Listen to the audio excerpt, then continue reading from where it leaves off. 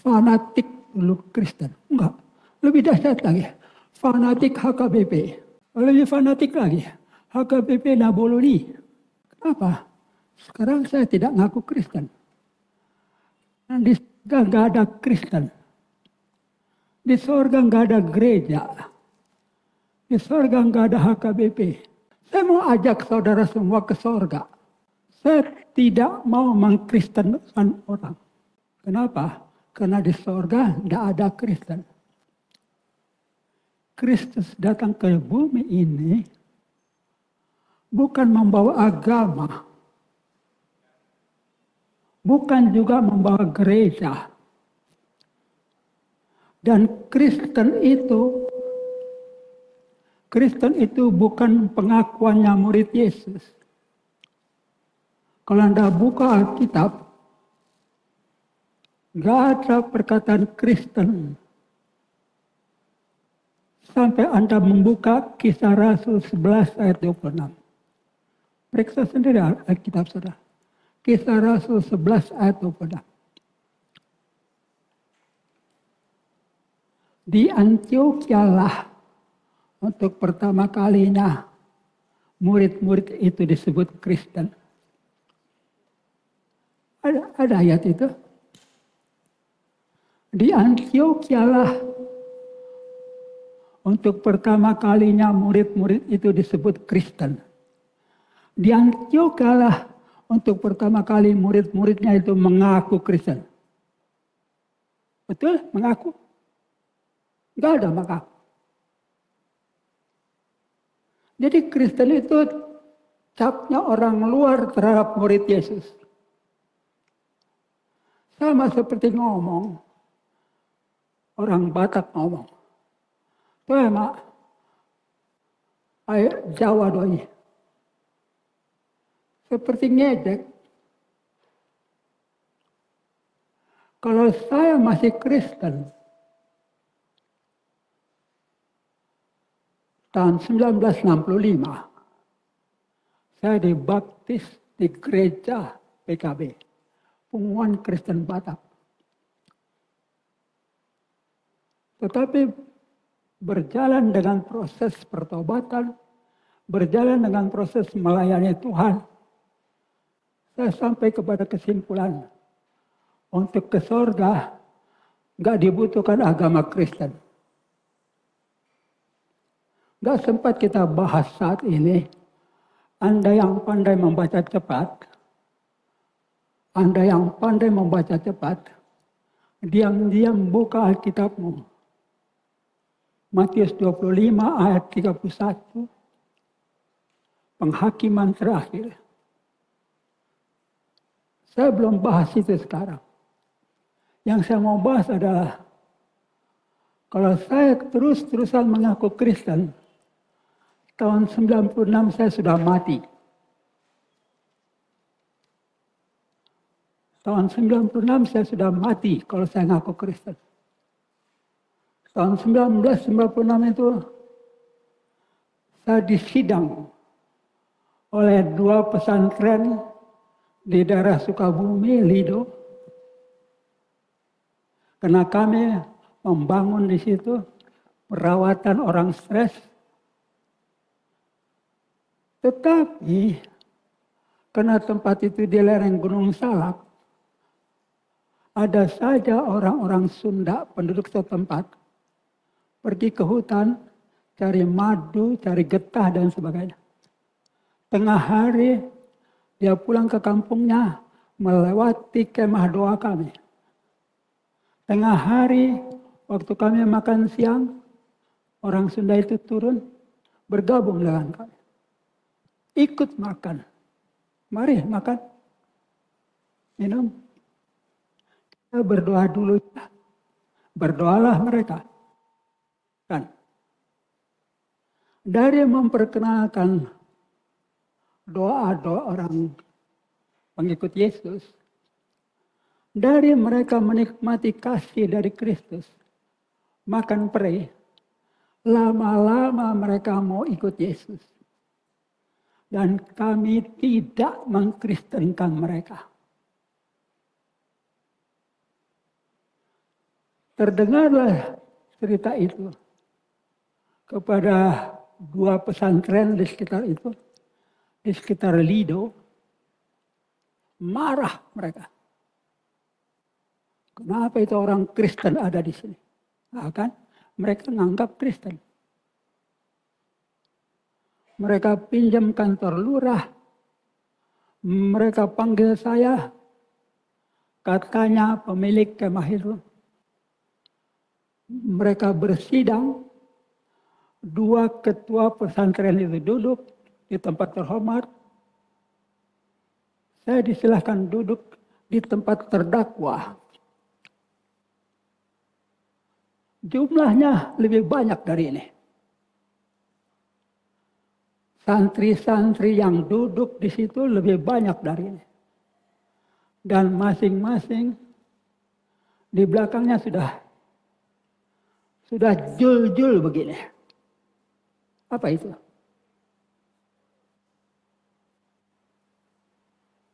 Saya jalan, saya duduk. Lalu sambil saya duduk sebagai terdakwa, mereka mulai baca-baca. Semua begitu. Menjampi, ngerti? Jampi. Mengulai-ulai.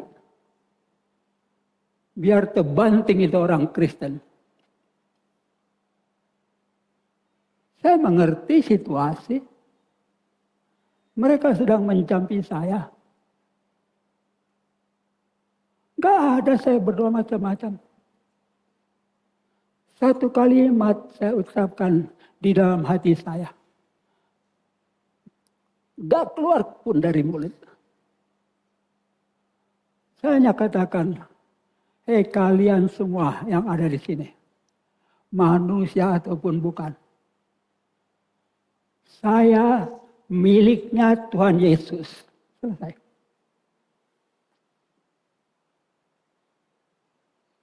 Jadi saya percayakan diri saya kepada Yesus. Saya selaku milik Tuhan Yesus. Bersidang. Mereka suruh saya mempertanggungjawabkan pekerjaannya. Di meja di depan ada Alkitab baru. Ada buku-buku sebaran. Entah dari mana mereka dapat. Saudara melakukan kristenisasi di tempat ini ya. Apa jawab saya? Maaf, enggak. Saya tidak melakukan kristenisasi. Kalian saya anggap saudara-saudara saya. Bukan lawan saya.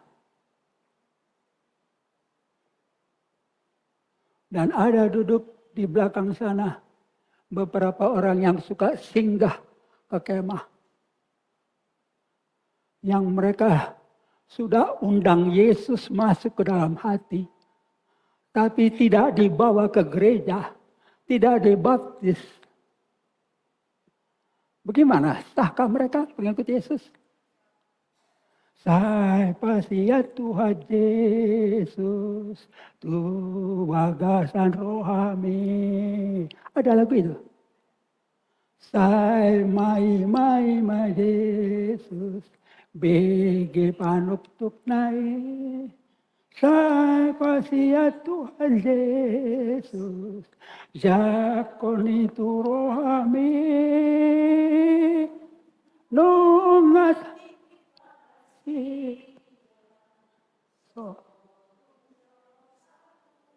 dan mereka mulai menginjil.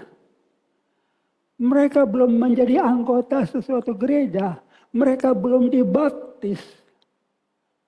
Yang kami lakukan hanyalah pasiato Tuhan Yesus tu bagasar rohana.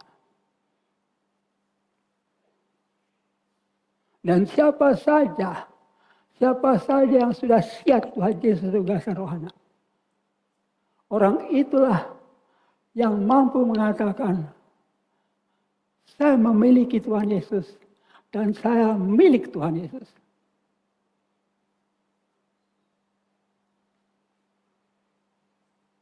Jelas. Tahun 1965, Saya masih ingat waktunya. Saya dibaptiskan di suatu gereja bahasa Batak. Punguan Kristen Batak. Mersinggang saya. Pendetanya hanya 6 tahun lebih tua dari saya. Waktu itu saya berusia 24 tahun. Ngerti bahasa Batak. Posmadui. Hudi di hodo bagasan kuane de bata ama anak dotto di perbadia. Amin. Begitu baptisannya.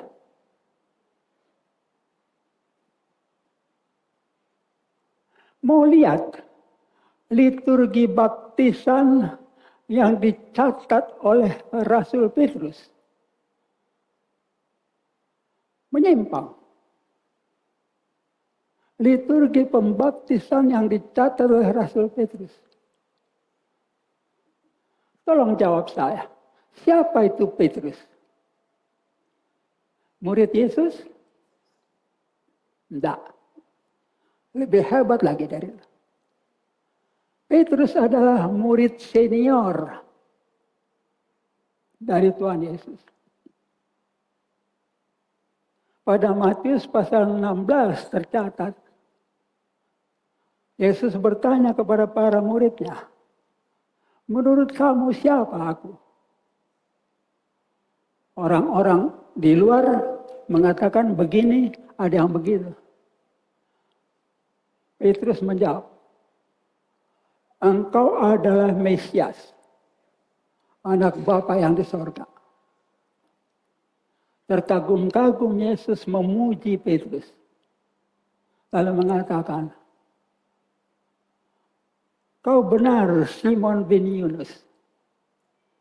Bapakku yang memberitahu kepadamu. Petrus tahu siapa Yesus dari Bapa. Mesias. Juru selamat yang hidup.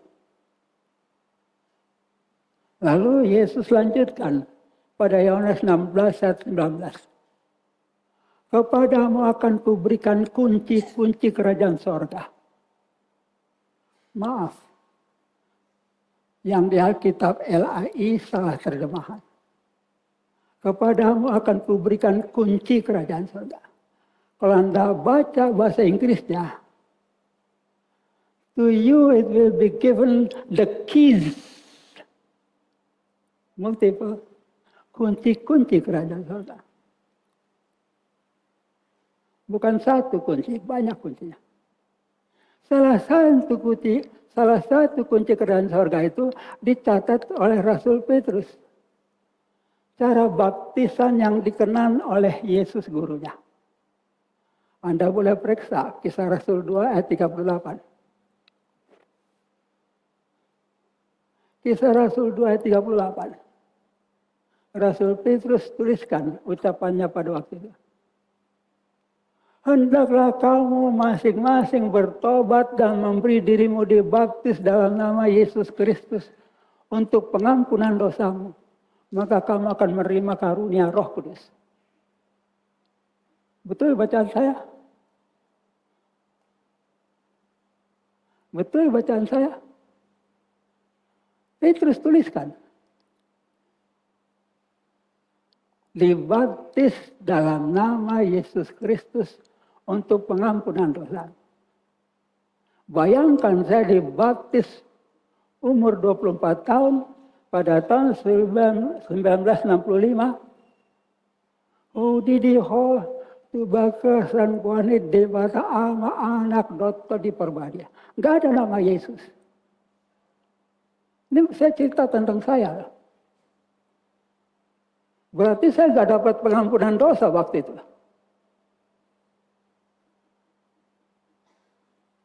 Saudara yang saya kasihi, waktu itu saya mengaku Kristen.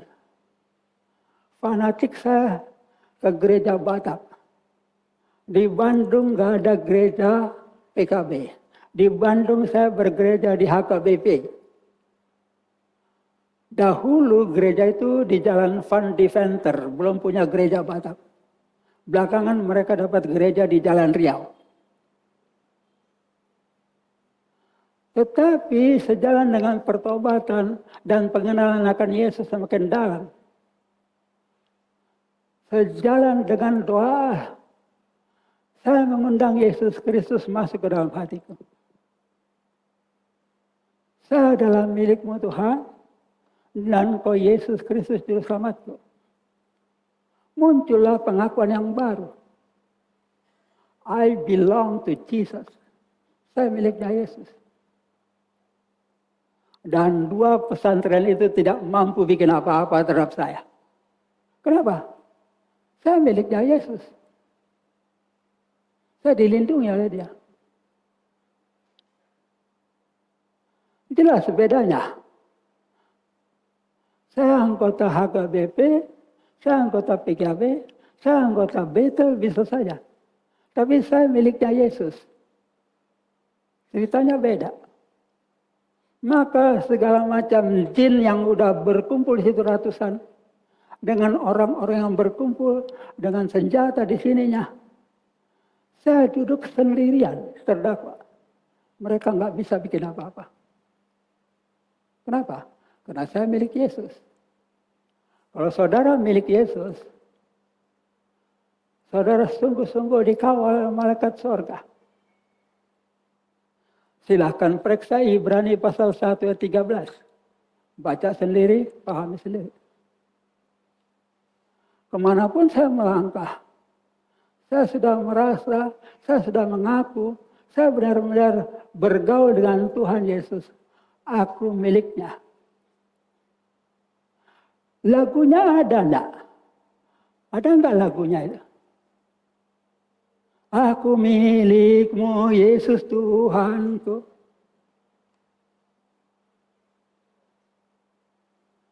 Siapa di sini milik Yesus? Betul? Jangan-jangan masih miliknya Dewata. Masih miliknya Allah. Masih miliknya Lewalangi. Itulah masalah baptisan. Pada saat saya dibaptiskan di gereja Batak itu, saya diserahkan kepada Dewata. Sejalan dengan pelayanan bertahun-tahun, agak 20 tahun kemudian, pada waktu saya berusia 45 tahun, saya sadari itu. Hari itu saya dibaptis oleh pendeta Anu, diserahkan kepada Dewata. Berarti saya miliknya Dewata. Karena saya diserahkan kepada Dewata. Kalau saya meninggal dunia, kemana saya pergi? Halo, kalau saya meninggal dunia, kemana saya pergi? Ke Pusuk Buhit. Di situ bersemayamnya Dewata. Mulai jadi Nabon. Enggak maulah. Aku enggak maulah ke Pusuk Buhit. Aku maunya ke sorga. Usia saya 45 tahun ketika masuk ke dalam kesadaran. Saya panggil istri saya cepat-cepat. Ma, kau dulu dibaptis di mana? Di gereja itu. Umur berapa? Umur 6 bulan. Oh, saya lebih tua. Umur 24 tahun. Karena bapak saya mengerti ayat itu. Harus merupakan penyerahan diri kepada Tuhan. Penyerahan diri dengan sadar. Jadi waktu bayi, saya tidak dibaptis. Harus kutunggu anakku ini besar, lalu minta dibaptis. Terjadilah saya dibaptis usia 24 tahun. Dan ini menjadi tangisan saya. Banyak orang Kristen di Indonesia ini. Berapa banyak yang dibaptis dalam nama Allah. Kubaptiskan kau dalam nama Allah, Bapa, Anak, dan Roh Kudus. Tidak disebut nama Yesus. Hudi diham di bagas goran inai Bapa, Ama, Anak, Pakoto, Dinapacing. Si maluman. Ngaku Kristen, yes. Tapi pemiliknya siapa? Pemiliknya gereja Nias. Pemiliknya siapa? Gereja HKBP. Pemiliknya apa? Agamanya Lutheran. Itu bedanya. Dan istri saya pun, teman hidup saya, menyesal dia tidak bisa ikut sekarang. Kami sudah menikah selama 55 tahun. Dan masih akan terus berhitung. Dan dia seringkali dia terheran-heran. Ada ketikanya kami naik pesawat terbang bersama-sama. Saya di sini, dia di sana. Terjadi turbulence. Saya tenang ya. Selesai turbulensinya, dicolek saya. Kok tenang-tenang aja, pesawat goncang begitu. Saya miliknya Yesus. Selesai. Anda sebut pengakuan saya miliknya Yesus. Dan Anda benar-benar hidup seperti itu. Jadi bukan holak kakak. Anda benar-benar hidup seperti itu. Anda tidak akan takut apapun juga.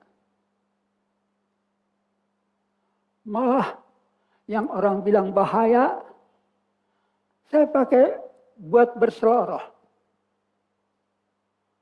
Ada harinya mau pulang ke Jakarta, dari Singapura, mau berangkat ke Jakarta. Dalam satu hari itu, saya naik pesawat 3 kali take off. Singapura, balik lagi. Singapura, balik. Yang pertama, terbang di atas Batam, pesawat kembali. Kapten umumkan, kita harus kembali ke Singapura. Ada kebocoran oli di mekanisme pembuka roda. Orang-orang udah ada yang berdoa-doa. Anda akan bisa berseloroh kalau Anda benar-benar dimiliki oleh Yesus Kristus. Waktu mau mendarat di Singapura, setengah berteriak saya didengar oleh penumpang. Ladies and gentlemen, welcome back to Singapore. Menggerutuk mereka. Ini orang bercanda. Kedua kali, kembali lagi. Hari itu 3 kali saya berangkat dari Singapura. Tiketnya 1.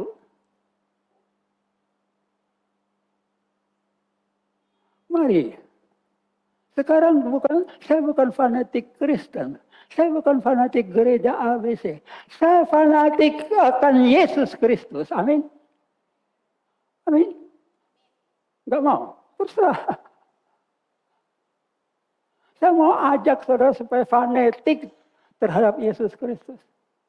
Dan 2 kali saya dicoba bunuh di Lido, 2 kali mereka gagal.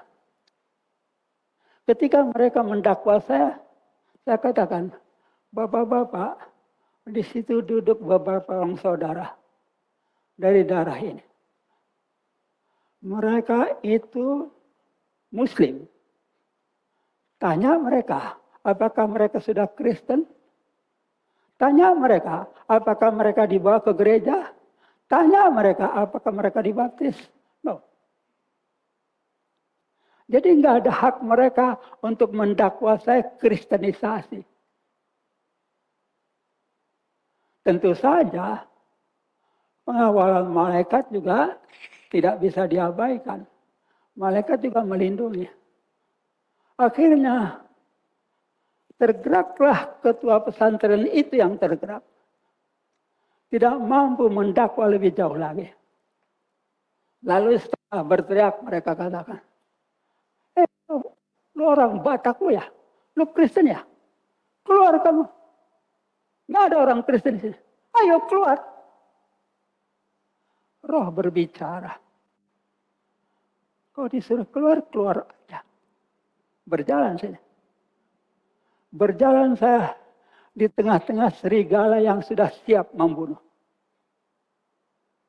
Dan tidak ada pukulan jatuh kepada saya.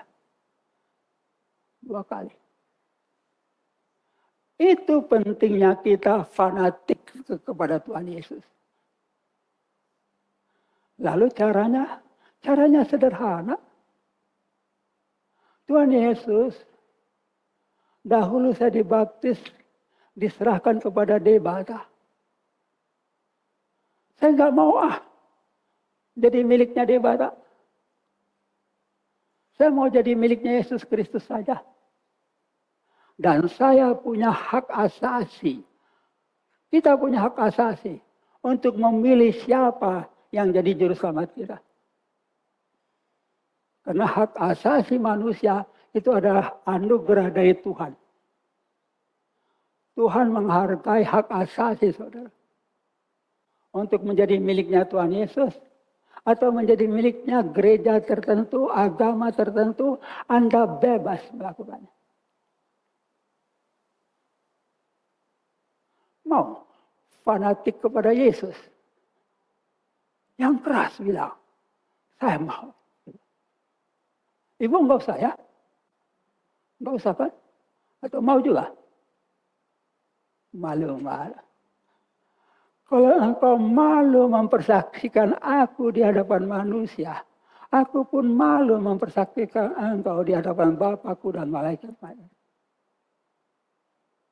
Ini masalah kita. Saya lihat Bapak yang berkacamata, bijak dia. Mau fanatik kepada Yesus Kristus. Mau. Banyak yang mau fanatik kepada Yesus Kristus. Kita berdoa sekarang sederhana. Saya tidak menyuruh Anda dibaptis ulang. Tidak.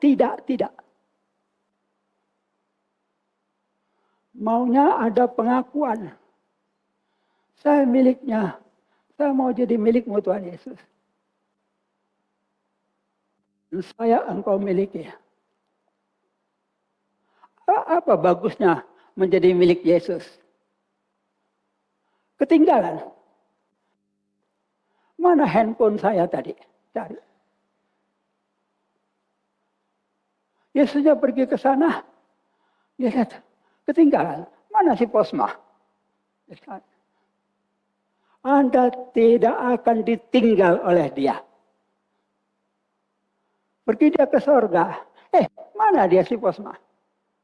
Cari, panggilkan. Itu untungnya fanatik kepada Tuhan Yesus.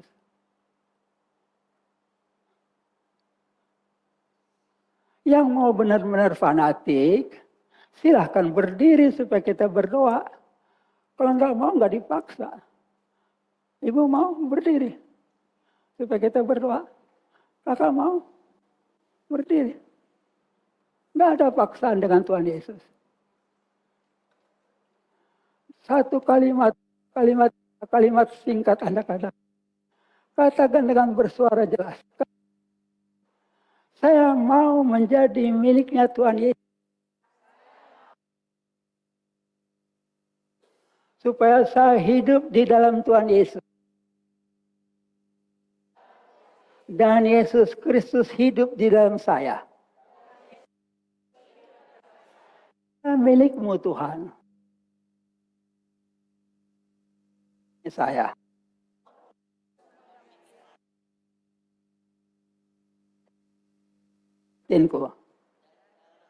Sekali saya katakan mohon Roh Kudus masuk ke dalam hatiku. Mengajar saya dari dalam batin. Supaya benar-benar saya mengenal Tuhan Yesus. Mengaku dia selaku rajaku. Dan saya menjadi miliknya. Sekarang sampai selama-lamanya. Saya adalah milik Yesus. Segala macam penyerahan terhadap ilah asing. penyerahan diriku terhadap ilah asing. Biarlah itu batal sama sekali. Supaya sah saya menjadi miliknya Yesus Kristus. Amin. Silakan duduk. Anda akan merasakan dipakulingi oleh Roh Kudus. Diberi petunjuk-petunjuk oleh Roh Kudus. Dan tidak perlu takutkan apapun juga. Raja Daud aja yang bukan orang Kristen bisa katakan, walaupun aku berjalan dalam lembah bayang-bayang maut, aku tidak takut bahaya. Si Posma juga berjalan dia di tengah serigala ratusan yang sudah siap membunuh. Tenang, saya jalan.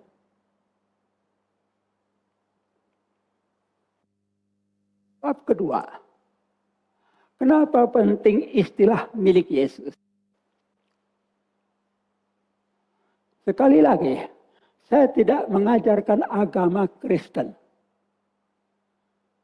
Tapi saya mengajarkan Injil. Injil Kerajaan Sorga. Dan silakan buka Alkitab saudara. Satu kunci yang dipegang oleh Rasul Petrus itu Kisah Rasul 2 ayat 38 tadi. Hendaklah kamu bertobat dan masing-masing memberi dirimu dibaptis dalam nama Yesus Kristus untuk pengampunan dosa. Maka kamu akan menerima karunia Roh Kudus. Dengan pernyataan saudara tadi, saudara beroleh pengampunan dosa.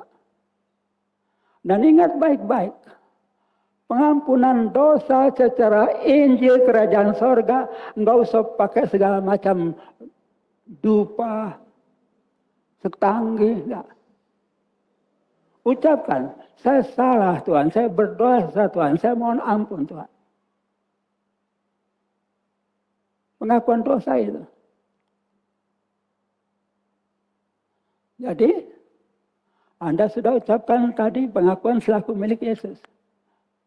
Kunci kedua, Anda periksa kunci kedua. Itu baru satu kunci. Kisah Rasul 2:38.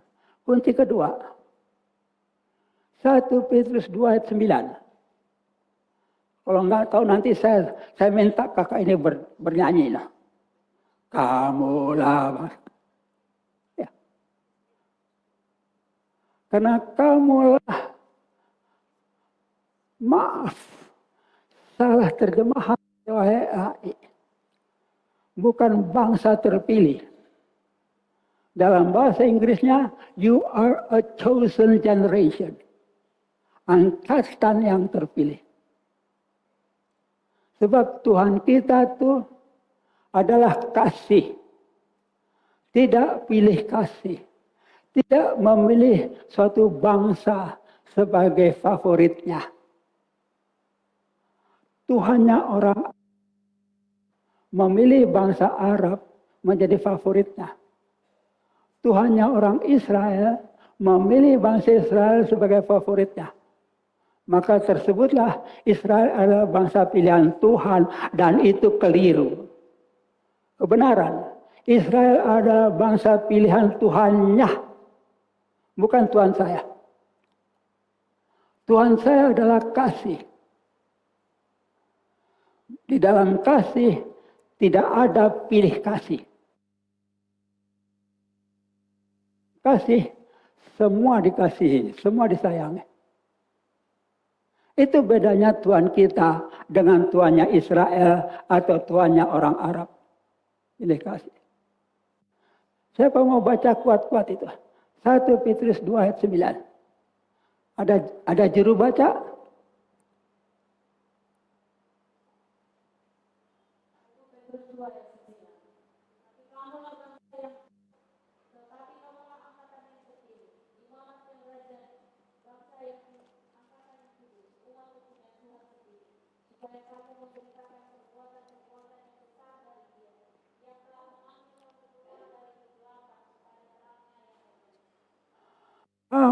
adalah yang terpilih. Chosen generation. Bangsa yang kudus. Kudus artinya apa? Dikhususkan bagi Tuhan. Maka berikutnya apa? Milik kepunyaan Tuhan sendiri.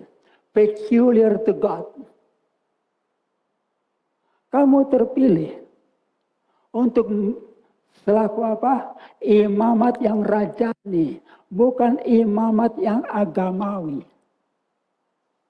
Imamat yang agamawi sudah banyak terdapat di gereja-gereja, di agama-agama. Tapi yang Yesus perkenalkan adalah imam-imam yang rajani di dalam kerajaan sorga. Itulah kudus. Saya membuka Alkitab saya sekarang. Supaya bagus kita membacanya.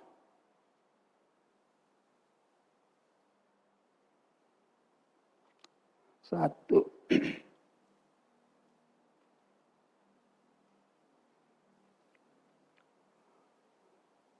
Satu Petrus 2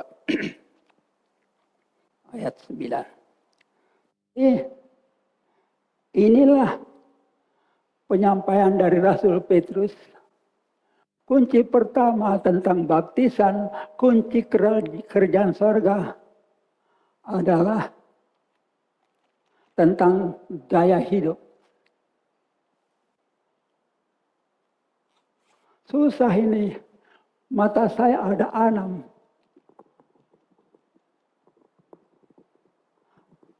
Ada 6 mataku. Khusus buat baca. Berbeda dengan buat lihat jauh.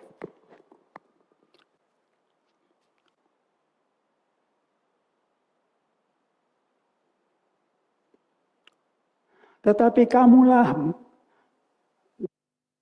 atau angkatan yang terpilih, imamat yang rajani, bangsa yang kudus, umat kepunyaan Tuhan sendiri. Bahasa Inggrisnya itu peculiar to God. Artinya apa? Tidak dimiliki oleh pihak-pihak lain. Hanya dimiliki oleh Tuhan. Supaya kalau engkau sudah dimiliki oleh Tuhan, milik Tuhan sendiri, engkau memberitakan perbuatan-perbuatan yang besar itu.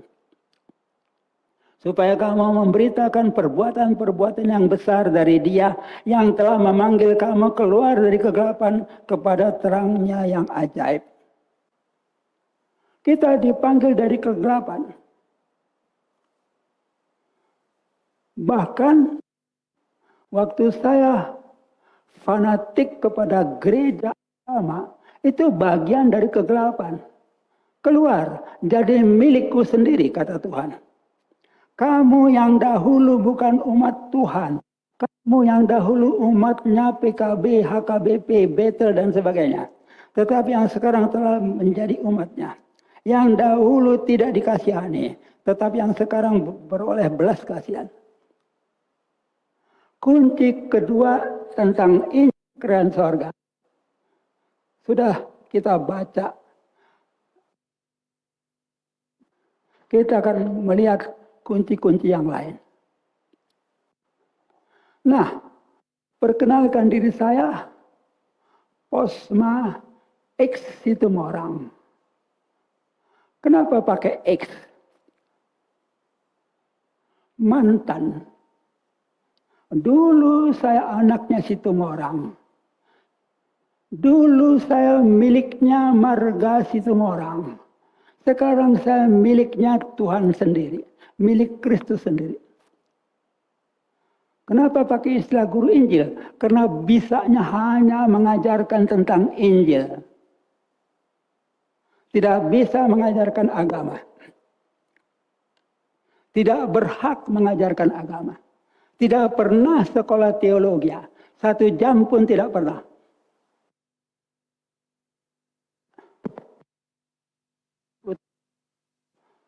Something ada yang salah. selama 40 tahun lebih. Saya berendam di dalam sabda imannya. Sehingga benar-benar merasuk. Dan saya bisa mengerti sabda Yesus. Orang tidak mengerti. Maka saya hanya berani mengaku Injil. Karena memang saya hanya bisa mengajar tentang Injil. Tentang doktrin saya buta. Kami membentuk jaringan persekutuan.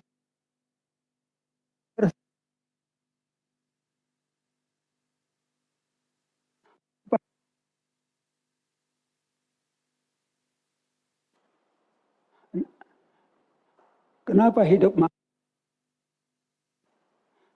Jadi saya tidak pernah sekolah teologi. Tetapi dididik langsung oleh Yesus Kristus.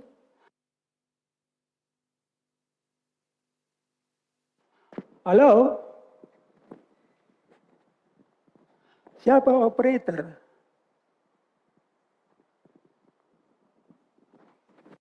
Nggak bisa diperbaiki, saya pakai suara asli.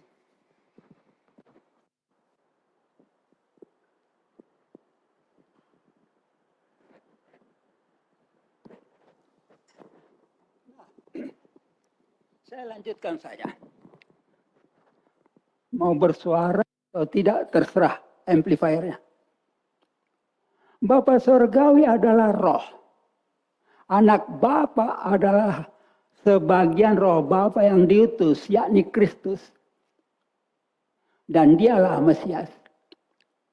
Kristus turun ke bumi untuk mempersaksikan Bapa Pencipta kepada insan celaka. Kita ini insan celaka tadinya. Yang tidak mengenal Bapa Pencipta. Mengawali tugasnya dengan seruan perdana, pertobatan. Matius 4 ayat 17. Untuk dibimbing sampai kepada pergaulan akrab dengan Bapa melalui Kristus Yesus. Namun yang terjadi adalah iblis menggagahi agenda Kristus ini. Saya pakai istilah menggagahi. Karena Matius 11 ayat 12 di dalam Alkitab LAI kalimatnya halus sekali. Matius 11.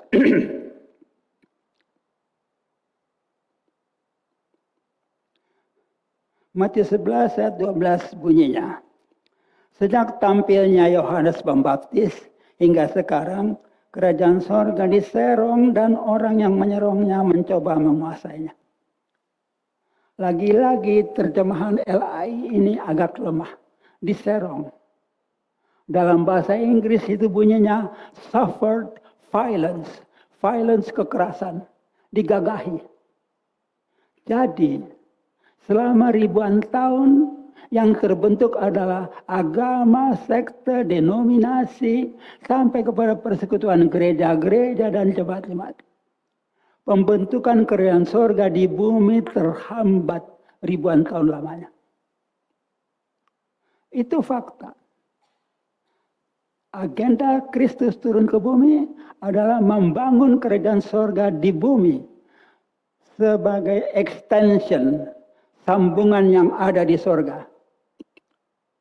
Barulah pada abad ke-21 muncul persekutuan kaum Injili yang menganut Injil yang murni, bebas dari keriuhan doktrin-doktrin beserta pertikaian yang berlangsung ribuan tahun tanpa usai. Kaum Injili inilah yang beriman kepada Yesus Kristus tanpa harus menjadi anggota sesuatu gereja. Karena Yesus ingin membentuk para muridnya menurut caranya. Melalui Roh Kudus yang mampu mengajar para murid Yesus. Serta menuntun mereka ke dalam seluruh kebenaran. Itu tercatat pada Yohanes 16 ayat 12 sampai 14. Nggak sempat kita pelajari sekarang. Iman kepada Injil kerajaan sorga. Inilah yang terbentuk. Kelompok murid yang memenuhi kriteria yang Petrus catat pada 1 Petrus 2 ayat 9. Kita sudah baca itu. Tetapi kamulah angkatan yang terpilih. Imamat yang rajani. Bangsa yang kudus. umat kepunyaan Bapa sendiri, supaya kamu memberitakan perbuatan-perbuatan yang besar dari Dia, yang telah memanggil kamu keluar dari kegelapan kepada terangnya yang ajaib. Itu kunci kerajaan sorga. Kunci kedua yang dituliskan oleh Rasul Petrus. Mari kita renungan maknya dari ayat itu. Tampak bahwa Yesus menunjuk Petrus, murid seniornya, agar mencatat iman dan gaya hidup kaum Injil dalam ayat itu. Orang yang menganut Injil yang sejati, merekalah angkatan yang terpilih. The chosen generation. Kontrasnya dari angkatan yang jahat. Angkatan yang jahat itu beberapa kali terdapat dalam Alkitab. Dan beberapa kali Yesus lontarkan terhadap umat Yahudi dan umat yang bukan pengikut Yesus. Mereka terpilih seorang demi seorang. Untuk kerajaan sorga, seorang demi seorang dibentuk. Bukan berombongan. Dan di bumi ini harus berperan selaku imam dalam kerajaan sorga. Kontras dengan imam. Jadi saya tidak pernah mengaku imam selaku pendeta atau apa. Seperti pada kisah para rasul pasal 1 sampai 11. Pada 11 pasal itu murid-murid Yesus menunjukkan mereka lah orang-orang yang benar-benar menganut Injil Kristus. Karena belum ada agama sampai kisah Rasul 11. Belum ada sekte, belum ada reformator. Mereka lah bangsa yang kudus. Khusus menjadi milik kepunyaan Tuhan sendiri. Bukan milik sesuatu agama atau sekte atau gereja manapun juga. Dan mereka harus berperan selaku imam dalam kerajaan sorga. Imam dalam kerajaan sorga, apa itu? Supaya jelas gambarannya. Selaku imam dalam kerajaan sorga. Dari waktu ke waktu saya akan menuntun seseorang untuk menjadi warga kerajaan sorga. Menuntun untuk 1 jam 2 jam saya menjadi imam buat dia. Jadi bukannya suatu jabatan imam yang dikenal di agama-agama. Tapi kerajaan surga enggak begitu. Kalau saya berhenti, kalau saya jadi malas, maka saya dengan sudah berhenti jadi imam dalam kerajaan surga itu. Nah, mereka yang menganut Injil itu wajib berperan memberitakan perbuatan-perbuatan ajaib yang Kristus lakukan. Itulah berita Injil kerajaan surga. Mereka, para murid itu dipanggil keluar dari kegelapan kepada terangnya yang ajaib. Jadi wajib ikut serta menerangi dunia. Ini juga ayat-ayat yang nyaris tidak dikenal oleh banyak anggota gereja. Pada Yohanes 8 ayat 12, Yesus bersabda, "Akulah terang dunia." Pada Matius 5 ayat 14, Yesus berkata, "Kamulah terang dunia." Apakah saudara bisa menyadari dua kalimat Kristus itu? Akulah terang dunia. Kamulah terang dunia. Apa makna dari perkataan itu? Tahu nggak makna dari perkataan? Akulah terang dunia. Aku mulia. Kamu juga terang dunia. Kamu juga mulia. Tapi karena kita nggak sadar, maka banyak sekali orang yang mengaku pengikut Yesus, kelakuannya macam preman. Terang dunia itu suatu kehormatan. Setiap hari Natal kita ucapkan ayat itu. Bangsa yang berjalan dalam kegelapan sudah melihat suatu sinar terang. Kemuliaan. Jadi waktu Yesus katakan, kalianlah terang dunia. Terima itu kemuliaan. Dan pancarkan terang itu ke masyarakat sekitar. Itulah gaya hidup orang-orang selaku warga kerajaan sorga di bumi ini. Kaum Injili adalah calon-calon warga kerajaan sorga. Masih calon, saudaraku. Kalau Anda sudah sama-sama dalam saya persekutuan, Anda belum tentu sudah jadi warga kerajaan sorga. Baru menjadi calon. Kalau calon itu setia sampai mati, mentaati Tuhan Yesus, maka Anda akan lolos dari masa siksaan yang dahsyat. Ringkasannya MSD, yang segera akan melanda bumi, sehingga setelah iblis dan segala roh jahat itu dicampakkan ke dalam jurang maut, itu tercatat pada Wahyu pasal 20 ayat 1 sampai 3, akan dijelaskan lebih jauh.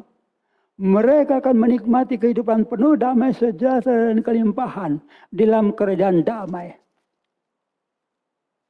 Yang Yesus tawarkan kepada kita adalah kerajaan sorga di bumi.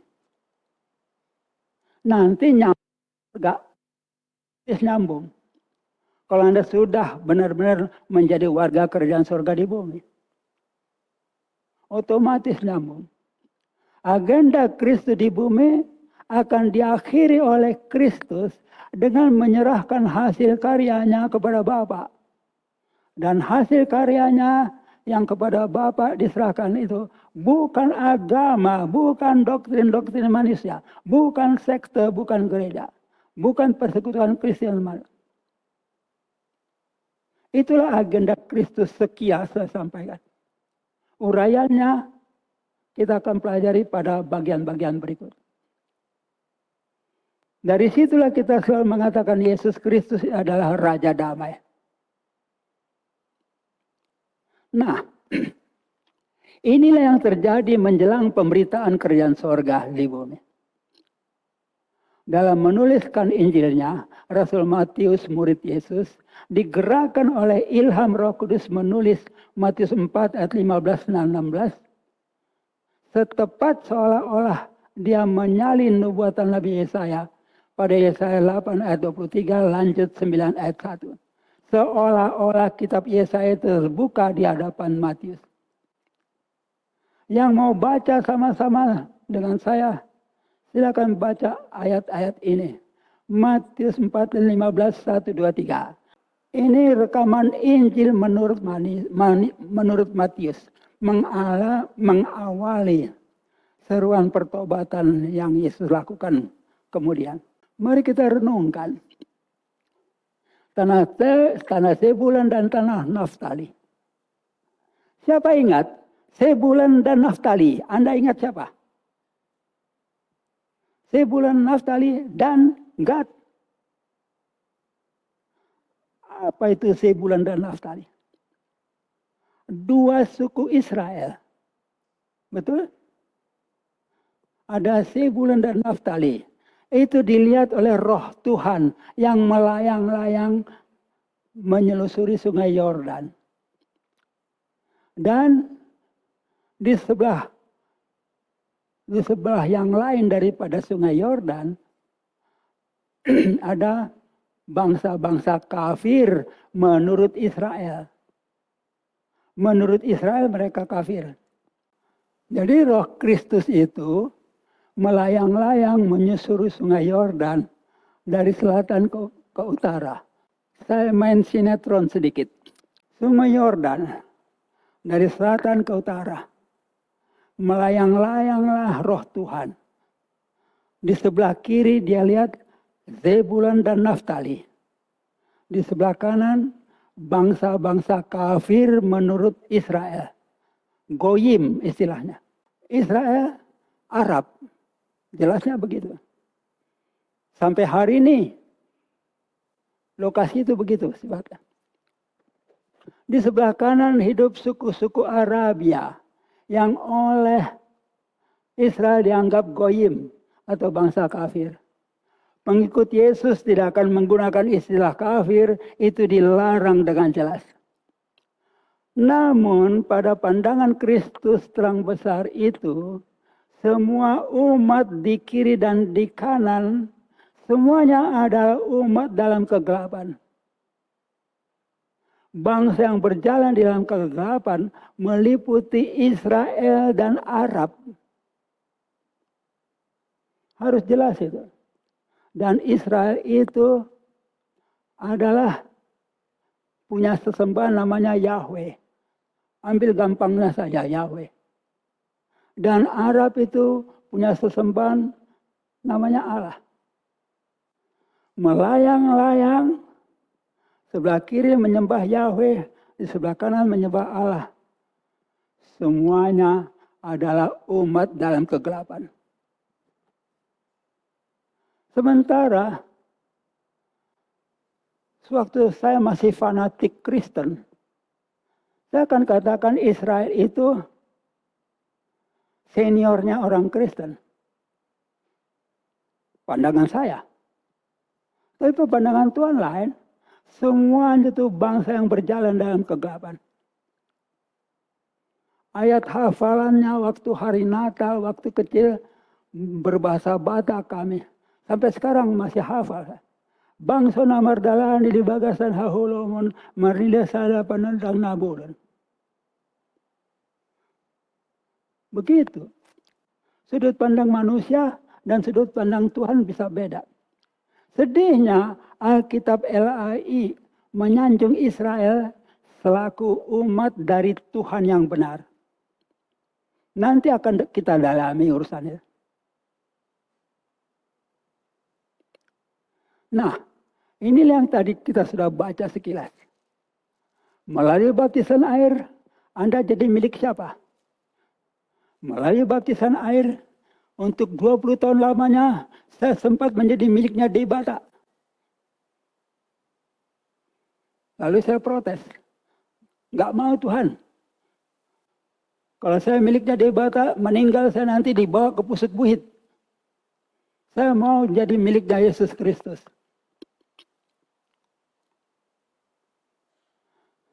Oke, saya sudah cerita tentang ini tadi. Modalnya adalah hak asasi manusia. Kita dihargai oleh Tuhan. Kita asasi. Matius 12 ayat 37 mencari. Karena menurut ucapanmu engkau dan menurut ucapanmu pula engkau akan dihukum. Ai guru dihatami doho pitoran nama nang uhumon nasogot. Tinggal ucapkan. Wah, aku mau supaya aku jadi milikmu Tuhan. Asli ibadah. Dan Anda dimampukan untuk menghindar dari upacara yang menyembah-nyembah Debata. Saya milik Kristus. Tidak layak lagi saya berada di tengah itu. Kuncinya adalah hak asasi. Ini pengakuan Tuhan tentang hak asasi manusia. Mari baca sama-sama. Matius 12 ayat 37. Ya, jelas urusan. Makanya tadi kita sudah berdoa sekilas mirip dengan yang dipancarkan tadi. Kalau Anda mau potret, silakan potret. Saya akan lanjut lagi kepada bagian yang lain. Maka mulailah Yesus anak manusia memberitakan Injil kerajaan sorga. Ingat baik-baik. Yang diberitakan itu Injil kerajaan sorga. Bukan agama. Mau baca sama-sama saya silakan. Matius 4 ayat 17. Ya, kerajaan sorga yang dia beritakan. Bukan agama. Matius 4 ayat 23. Ya, apa yang diberitakan oleh Yesus? Injil kerajaan. Dan sorga bersuka cita. Sukacitanya sorga. Waktu Anda memberitakan Injil, pemberitaan saudara segera disertai dengan menyembuhkan segala penyakit dan kelemahan di antara bangsa itu. Saya memberikan Injil kerajaan sorga, bukan nanti nggak sah dibaptis percik yang saya itu di Islam. Berkelahi. Karena saya memberitakan Injil kerajaan sorga, ini kesaksian buat saudara kebenaran itu. Kalau saudara memberitakan Injil kerajaan sorga dengan setia, maka akan ada tanda-tanda ajaib yang mengikutinya. Kalau saya memberitakan agama, tidak ada tanda-tanda ajaib. Kenapa? Karena sorga tidak bersuka cita oleh pemberitaan saya. Saya mau memegahkan lagi. Bukan diri saya megahkan. Saya beritakan Injil kerajaan sorga. Bukan agama. Karena saya memberitakan Injil kerajaan sorga, masa satu kerajaan di timur sana takluk kepada Kristus. Kerajaan itu namanya Kerajaan Boti. Lokasinya Jakarta, Kupang masuk lagi ke dalam, dapat kota Soe, masuk ke dalam lagi 40 km. Ada satu kerajaan kecil. Kerajaan Boti namanya.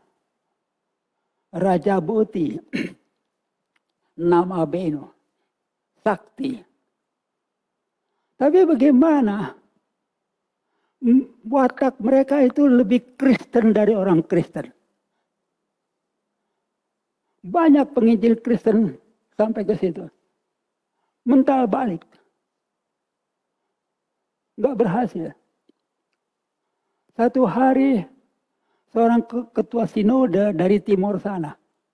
Dia mau masuk ke desa itu memberitakan Yesus. Bukan Injil kerajaan. Mau membuat mereka memeluk agama Kristen. Belum masuk ke lingkungan kerajaan itu. Masih agak 3 kilometer dari situ. Hujan turun. Ketua sinode ini ke dalam itu dia mengendarai L300. Mungkin bapak-bapak yang ngerti ya L300. Baru masih 3 kilometer mau masuki perkampungan itu. Hujan turun. Ban mobil itu berputar. Nggak bisa maju. Terpaksa putar balik. Putar balik gampang.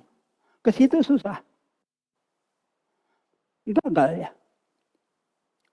Bagaimana menginjili orang yang sudah lebih Kristen dari kita? Saya 5 kali ke kerajaan itu. 5 kali. Orangnya lembut. Nggak ada muka tegang seperti saya. Nggak ada. Lembut semua. Halus. Dan mereka punya kebiasaan yang harus kita tiru.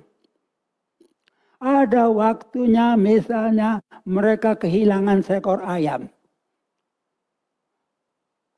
Ada orang-orang saktinya, datu-datunya. Dia buka. Oh di sana. Di desa sana. Kau bawa ya 1 ekor ayam lagi. Kasih sama orang itu. Jadi utusan raja itu pergi ke rumahnya pencuri ayam itu. Bapak, kami tahu Bapak suka ayam ya. Ini kami bawa seekor lagi.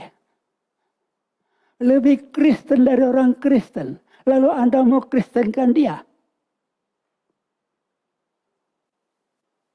Ada penginjil Kristen masuk ke mereka bukannya bodoh. Di situ tidak ada listrik. Tidak ada barang-barang modern. HP segala macam. Sekarang mulai ada mungkin. Masuk situ penginjil Kristen. Bapak Raja, sebaiknya Bapak ikut agama kami. Kita menyembah Yesus. Supaya Bapak masuk surga.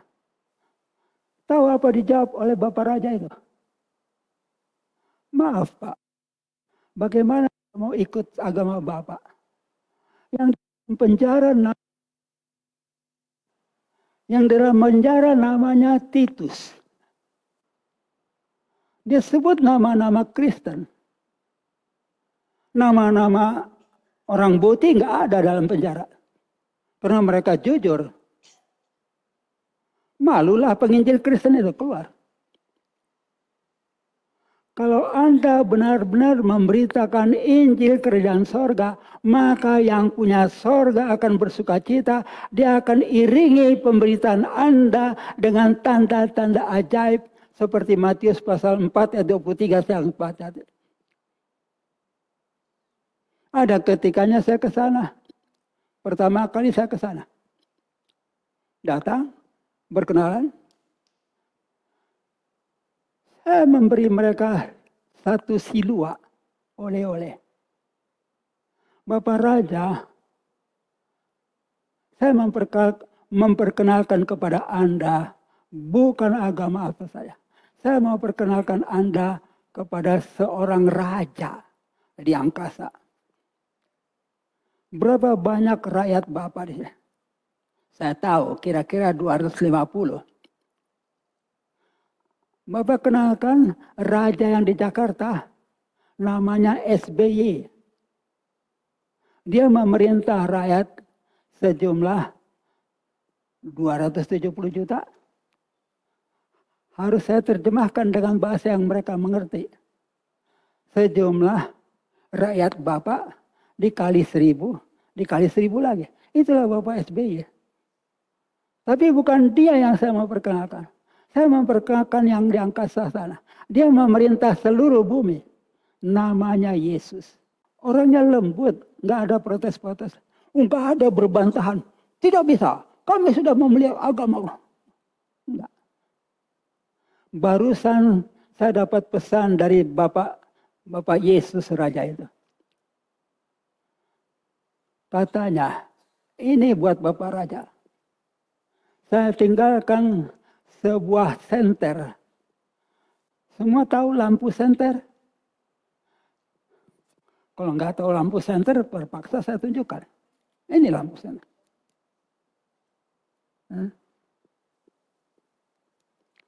Udah mati lah. Tapi yang saya bawa itu senter yang nggak pakai baterai, yang di engkol. Karena di situ orang nggak bisa beli baterai. Jadi ada pesan dari Raja Yesus. Ini buat Bapak. Jadi di daerah itu nggak ada listrik. Jadi Bapak bisa pakai. Sambil gini.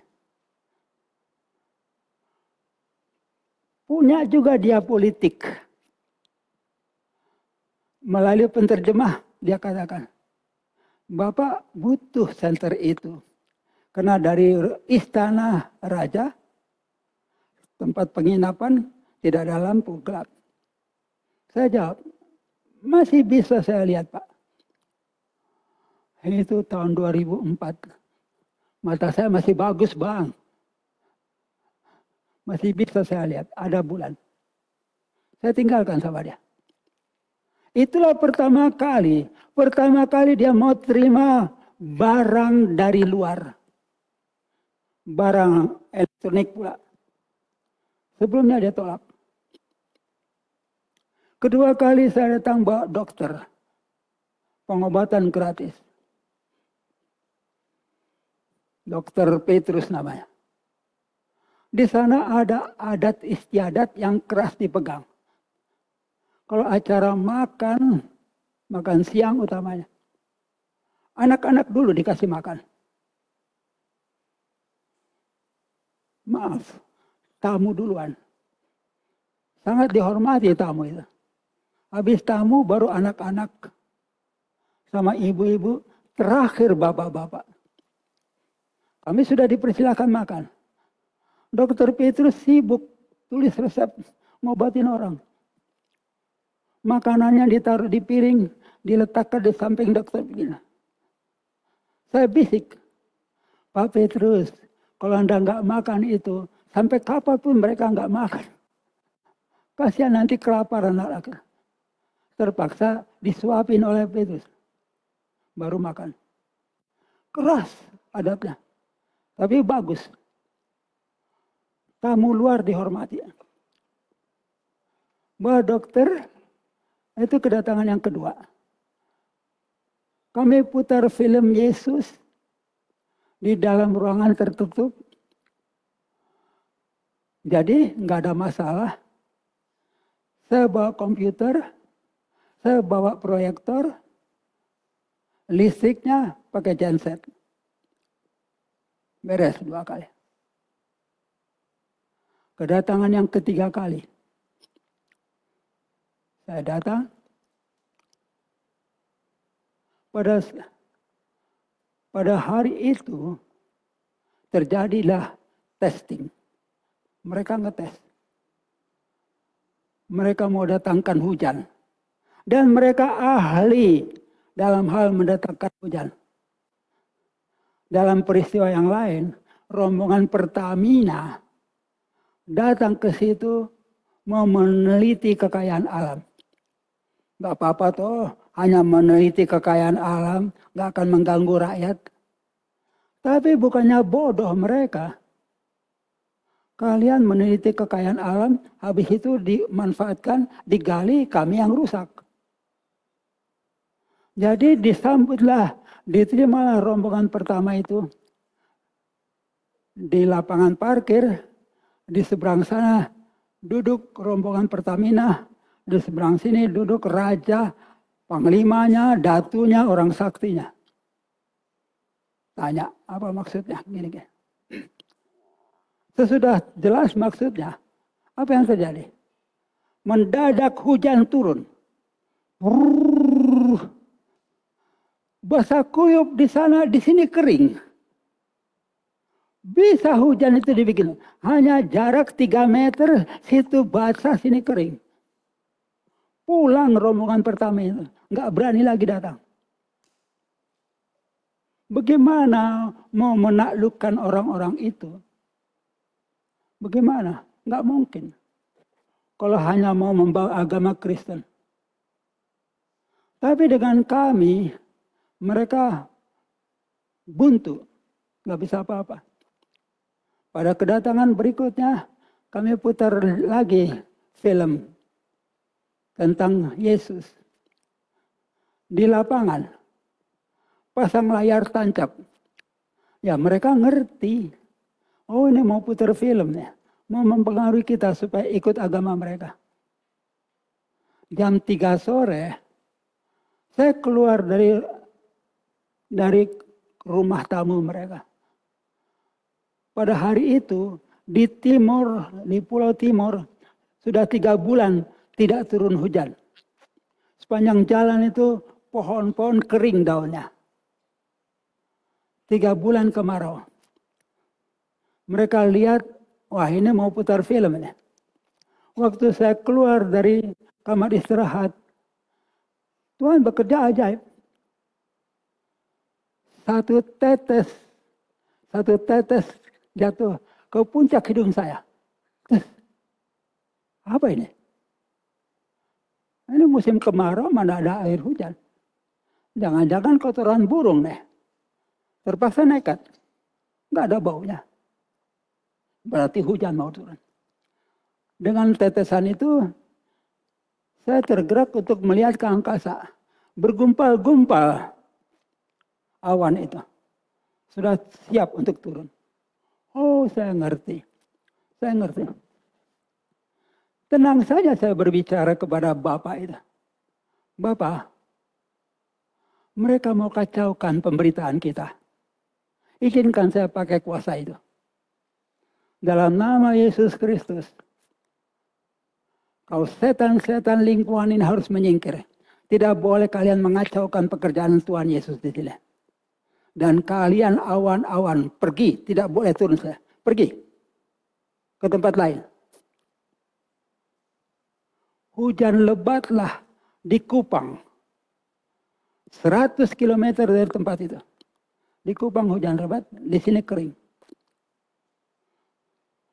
Mereka sadar, sudah kalah. Karena kerjaan mereka mau turunkan hujan, dan mereka sudah tahu digagalkan. Saudara, Injil nggak pernah bohong. Kau beritakan Injil kerajaan sorga, maka sorga menyertainya dengan perbuatan-perbuatan ajaib, sehingga raja dan rakyatnya di sana terpesona. Kedatangan saya yang berikutnya, saya tidak menemukan lagi kesibukan di tempat itu. Biasanya kalau ada orang luar datang, di dekat gerbang itu ada tukang-tukang tenun, menenun. Untuk kasih pertunjukan toh kepada tamu yang datang. Tapi pada waktu kami datang ketiga kalinya, nggak ada yang kerja di situ. Rajanya saya temui di lapangan parkir. Dia kepergok, tidak punya kesiagaan untuk menerima tamu. Begitulah pemberitahuan Injil Kerajaan Sorga. Kedatangan saya yang berikutnya, waktu saya datang menemui raja itu ada di lapangan parkir, kami masuk ke istana raja, duduk. Raja itu mengeluarkan, mereka pakai tanduk. 3 butir batu hitam kecil-kecil. Dan ada air mata di sini. Orang-orang muda teman saya melihat itu, mereka nggak ngerti. Pak, itu keluar air mata raja ya. Kalian nggak ngerti ya? Ya. Dia terharu. Karena dia mengerti bahwa kita datang bukan mau adu kekuatan, bukan mau adu kesaktian. Dan kita tidak menghendaki nyawa mereka. Terharu dia. Dan itu batu-batu saktinya. Keajaiban itu mereka tahu. Mereka sudah kalah. Dan lebih dari itu mereka tahu. Yang datang ini tidak menghendaki nyawa mereka. Kawan-kawan saya orang-orang muda itu tidak sadar. Kalau sudah terjadi benturan kesaktian. You sakti, saya sakti. Kau mati atau aku mati. Mereka sudah kenal. Ada benturan itu. Dan mereka tidak mati. Jadi mereka ditaklukkan oleh kasih. Saudara yang saya kasihi. Saya nggak main-main kalau saya kata. Kemampuan saya aja memberitakan Injil. Jangan tanya saya tentang teologi teologi. Nggak ngerti saya. Raja itu kedatangan saya kelima kali. Putar film. Film tentang kejahatan manusia. Segala macam persenjataan ditampilkan. Supaya dia lihat. Habis itu. Pada kami ada satu anak boti. Yang sempat kenal namanya Agus. Dia orang boti. Dituntun doa. Dituntun doa untuk menerima Yesus. Bukan untuk jadi Kristen. Yang mau datang mengkristenkan gagal. Yang datang memperkenalkan kerajaan Kristus sukses. Itu. Beritakan Injil kerajaan itu. Maka perbuatan-perbuatan ajaib akan menyertainya. Anda akan nyaman berada di mana saja. Saya tahu kedatangan saya pertama ke boti itu sambil tidur. Tengah malam setengah tidur saya bangun. Saya bisa mendengar. Waktu itu telinga saya masih bagus. Berdesir pasir itu. Oh, ada ular merayap di pasir. Anda tidak akan takutkan apapun juga. Bersama Yesus, tinggal ngomong. Saya miliknya Yesus. Gak ada yang bisa ganggu saya. Nah, itulah Injil Kerajaan Sorga. Saya lanjutkan kepada paparan ini. Matius 4:17, sejak waktu itulah Yesus memberitakan bertobatlah sebab kerajaan surga sudah dekat. Matius 4:23, Yesus pun berkeliling di seluruh Galilea. Ia mengajar dalam rumah-rumah ibadat dan memberitakan Injil kerajaan surga. Bukan segala penyakit dan kelemahan di antara bangsa itu. Anak manusia memberitakan Injil kerajaan surga. maka sorga akan menyertakan tanda-tanda ajaib supaya orang percaya akan kuasa sorga itu. Lanjut. Matius 6 ayat 33. Tetapi carilah dahulu kerajaan Tuhan atau kerajaan sorga dan kebenaran Dia. Ada salah terjemahan lagi. Dalam King James Version tertulis and His truth. Dalam LAI kebenarannya. Saya koreksi dengan King James Version. Carilah dahulu, jangan belakangan. Cari duluan. Tapi kita semua menyekolahkan kita, anak-anak kita, supaya mereka mencari dahulu nafkah. Mencari dahulu kebutuhan jasmani. Yesus menjanjikan, cari dahulu kerajaan Tuhan. Kebutuhan jasmani adalah kewajiban raja. Apakah saya salah ngomong? Sedangkan burung pipit yang tidak menabur diberi makan oleh Bapakku. Jadi urusan cari makan itu urusan raja. Hei, ibu-ibu, apakah Anda menyekolahkan anak supaya sekolah tinggi? Cari dahulu kerajaan surga. Lalu datang Matius 10:7. Pergilah dan beritakanlah kerajaan surga sudah dekat. Beritakan surga, jangan agama Kristen. Jangan doktrin-doktrinmu. Sembuhkanlah orang sakit. Apakah Anda melihat tata bahasa itu? Sembuhkan orang sakit. Tidak dikatakan doakan orang sakit supaya aku sembuhkan. Sembuhkan orang sakit, kau yang sembuhkan. Sembuhkan orang sakit, bangkitkan orang mati, tahirkan orang kusta. Usirlah setan-setan. Ini kalimat perintah semua. Khusus untuk urusan membangkitkan orang mati, saya belum pernah mengalaminya karena belum pernah disuruh. Karena urusan mati dan hidup itu hak prerogatifnya Yesus Kristus. Kalau usir setannya harus setiap hari. Harus setiap hari. Tahirkanlah orang kusta. Padanannya kusta zaman dulu adalah kanker pada zaman ini. Dalam pelayanan saya memberitakan Injil kerajaan surga itu, ini soal-soal biasa semua. Seorang anggota DPR 4 periode. Bayangkan 4 periode anggota DPR. Dia datang ke rumah. Dengan suara yang serak. Lebih serak dari saya. Ada perlu apa Pak? Gini dia ceritakan. Saya kena kanker. Tapi selaku anggota DPR, 4 periode, saya boleh berobat ke Singapura, ke luar negeri. Maka saya pergi ke luar negeri, kanker saya adanya di sini. Singapura mengatakan saya sembuh, saya pulang ke Indonesia. Lalu kankernya pindah ke sini. Ke selaput suara. Sehingga suaranya itu lebih jelek dari suara saya. Oh gitu. Oke.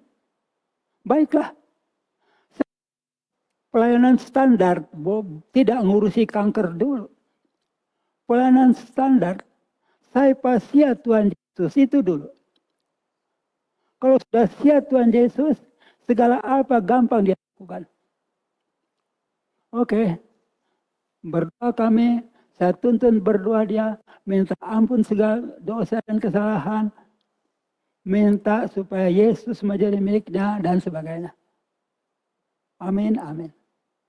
Pada saat terakhir, baru hikmat ngajar. Belum tuntas itu. Diingatkan. Pak, saya minta maaf. Ada yang belum tuntas ini. Tapi jangan tersinggung ya. Satu kesalahan Bapak yang sedang dikoreksi sekarang. Apa itu? Anda 4 periode jadi anggota DPR. Di mana kekuatannya anggota DPR? Halo? Di mana kekuatannya anggota DPR? Suara. Di DPR kerjanya tuh kumpul suara, hitung suara. Barusan saya dapat hikmat. Selama Anda menjadi anggota DPR, Anda nggak pernah menyuarakan Yesus. Maka ini mau diserang. Jadi kesembuhan Anda, gaung dope, bahasa Bataknya itu gaung, masih pending matters. Anda akan sembuh dan tetap sembuh kalau mulai sekarang Anda memanfaatkan saudara Anda untuk kemuliaan Tuhan Yesus. Ya tapi gimana Pak? Saya bukan anggota DPR lagi. Enggak, suaramu kok bukan anggota DPR. Suaramu pakai untuk kemuliaan Tuhan Yesus. Kalau bingung-bingung, ikut aja Korama di sana. Enggak apa-apa. Dokter sudah memvonis dia dengan kanker nasofaring pindah ke sini. Tinggal 1,5 tahun lagi. Pakai suaramu. Nyanyikan lagu pujian. Ikut Korama. Walaupun suaramu serak-serak. Karena Tuhan melihat hatimu. Dia taat. Dia dapat 11 tahun. Dokter vonis 1,5 tahun. Buat orang percaya kepada Yesus di dalam kerajaan sorga, itu semua akan terjadi. Sembuhkanlah orang sakit. Saya nggak pernah mendoakan orang sakit. Tuhan Yesus, tolong Tuhan. Saudaraku sakit Tuhan. Parah sekali. Tolong engkau sembuhkan. Salah. Salah. Sebelumnya saya akan bertanya diam-diam. Tuhan, engkau maukah dia sembuh sekarang atau nanti? Kalau Tuhan jawab sembuhkan, saya akan bilang, dalam nama Yesus penyakitmu sembuh. Kalau sembuhnya itu besok itu urusan Tuhan. Kalau sembuhnya itu seminggu lagi itu urusan Tuhan. Tapi sudah saya proklamirkan kau sembuh. Tapi ada waktunya saya katakan, kalau boleh Tuhan sembuhkanlah dia sesudah saya pergi meninggalkan kota ini. Kenapa? Gak tahan saya kalau disanjung-sanjung oleh orang. Biarlah saya pulang dulu ke rumah. Ini kalimat perintah. Tetapi hampir semua orang Kristen saya dengar kalau pergi ke rumah sakit. Tuhan Yesus, tolong saudaraku sakit Tuhan. Tolong engkau sembuhkan. Tolong engkau sembuhkan Tuhan. Melihat Tuhan Yesus itu apa? Pesuruhmu. Emangnya Tuhan Yesus itu jongosmu. Dia itu raja. Maka dia perintahkan sembuhkan orang sakit. Itu kesalahannya banyak kita dalam memahami Injil. Tuhan Yesus bilang sembuhkan, sembuhkan. Jangan doakan supaya sembuh. Dan yang paling berat adalah yang terakhir ini. Kamu telah memperolehnya dengan cuma-cuma. Karena itu berikanlah pula dengan cuma-cuma. Tolong carikannya. Persekutuan atau gereja manapun juga yang memberi pelayanan seperti ini, saya mau join deh, gabung, kerjasama. Waktu saya bersaksi di hadapan beberapa pendeta di Indonesia atau di luar negeri, Amerika. Saya katakan kepada mereka, ini gaya hidup hamba Tuhan Yesus yang sejati. Ini gaya hidup. Saya praktek ini sejak tahun 1991. Ketika saya mulai membuka persekutuan kaum Injili. Sampai sekarang masih berlangsung. Tanpa kolekte. Tanpa persembahan persepuluhan. Pendetanya nyeletuk. Wah, nggak mungkin dah itu. Mengkapur ini juga setahun sekali udah berapa juta. Ya sudah, itu matematika kamu. Matematika kerajaan surga lain. Tempat persekutuan itu kami selalu terpelihara. Ada yang bayarin listriknya setiap bulan. Tanpa saya minta. Ada yang membayari servis mesin fotokopi setiap tahun. Cuma-cuma, tapi saya juga melayani dengan cuma-cuma. Tidak ada kumpul kolektor. Saya tidak mengumpulkan persembahan persebulan. Tetapi kalau ada belas kasihanmu terhadap orang tua yang sudah pensiun ini, silakan. Ini nomor rekening saya. Dan tidak perlu pakai ucapan terima kasih. Karena Tuhan Yesus yang akan membalaskannya. Inilah gaya hidup kaum Injil. Gaya hidup dan pelayanan warga kerajaan surga. Bebaskan dirimu dari pemikiran uang. Saya tidak mempersalahkan persekutuan manapun juga. Silakan pakai gaya masing-masing yang diimani begitu. Tapi yang saya imani adalah ini. Injil kerajaan surga. Jadi lihatlah, kemanapun kita pergi, selalu yang Yesus beritakan adalah kerajaan surga. Kerajaan surga. Sampai sini kita tadi. Cuma-cuma. Pergi ke rumah sakit. Layani orang sakit. Entah itu ibu-ibu, bapak-bapak. Sudah selesai berdoa. Biasalah ibu-ibu dengan segala kebaikannya. Habis berdoa. Dirogo-rogo tasnya. Ibu, simpan aja uangmu itu. Anda perlu. Saya tidak terima uang. Kalau begitu saya minta nomor rekening Bapak. Oh ya, kalau ibu maksa apa boleh buat. Tapi minta adalah haram.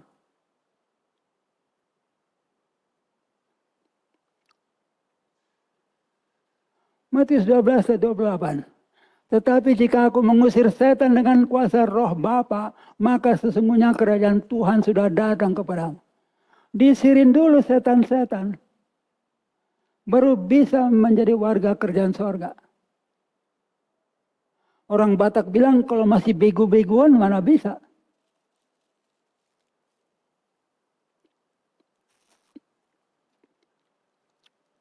Matius 19 ayat 24. Sekali lagi aku berkata kepadamu, selebih mudah seekor unta masuk melalui lubang jarum daripada seorang kaya masuk ke dalam kerajaan sorga. Nih, Matius 12 ayat 28 itu adalah pembersihan roh kita dari tekanan setan-setan. Jadi setiap orang yang mau maju harus memberi dirinya dilayani kelepasan. Selalu Yesus bicara kerajaan sorga. Kerajaan. Dan Injil kerajaan ini akan diberitakan di seluruh dunia menjadi kesaksian bagi semua bangsa. Sesudah itu barulah tiba kesudahannya. Kesudahan apa itu? Baik itu kesudahan bumi, juga kesudahan agenda Kristus di bumi. Terlaksana sejalan dengan usahanya kerajaan sorga ditegakkan. Jadi agenda Kristus dia pegang dengan tegas. Aku punya agenda menegakkan kerajaan sorga di bumi. Itu dipegangnya. Ini kewaspadaan buat semua rekan-rekan. Saya mau bahas sedikit khusus. Matius 7 ayat 13. Matius 7 ayat 13. Sama-sama kita baca 1, 2, 3. Masuklah melalui pintu yang sesak itu. Karena lebarlah pintu dan luaslah jalan yang menuju kepada kebenaran. Dan banyak orang yang masuk melaluinya. Buat saudara-saudara yang senang berdiskusi tentang agama, senang berdiskusi dengan teologi, hati-hati. Anda akan diseret supaya melewati pintu yang lega itu. Injil Karena di bawah kolong langit ini tidak ada nama lain yang olehnya kita dapat diselamatkan. Kecuali nama, tidak ada nama lain. Hanya nama apa? Hanya nama Yesus yang menyelamatkan. Tapi segera di luaran sana Anda akan diperkenalkan dengan, tapi Bapak harus tahu juga, karena juru selamat itu sejatinya orang Yahudi. Sementara itu nama berbau Yunani. Harusnya Bapak sebutkan itu Yesua. Dilebarin. Habis dilebarin. Dan Yesua itu anak dari Yahweh. Tambah lebar. Ada Yahweh, ada Yehuwa, ada El Shaddai, El Elyon. Banyak sekali. Supaya apa? Supaya lebar pintu. Kaum Injil sempit. Saya hanya tahu nama Yesus. Selesai. Karena hanya dia yang pernah mengatakan, akulah jalan dan kebenaran dan hidup. Tidak seorang pun sampai kepada Bapa jika tidak melalui aku. Cukup, selesai. Mau debat apa, saya nggak mau layani. Lebar untuk membinasakan. Dan jalan yang lebar itu disiapkan oleh si iblis. Yesus memberitakan Injil kerajaan sorga. Tetap selalu itu. Nanti kita lanjutkan ke sini. Cara memasuki kerajaan sorga di bumi. Bukan dibaptis ulang. Saya tidak minta Anda dibaptis ulang. Kebodohan itu.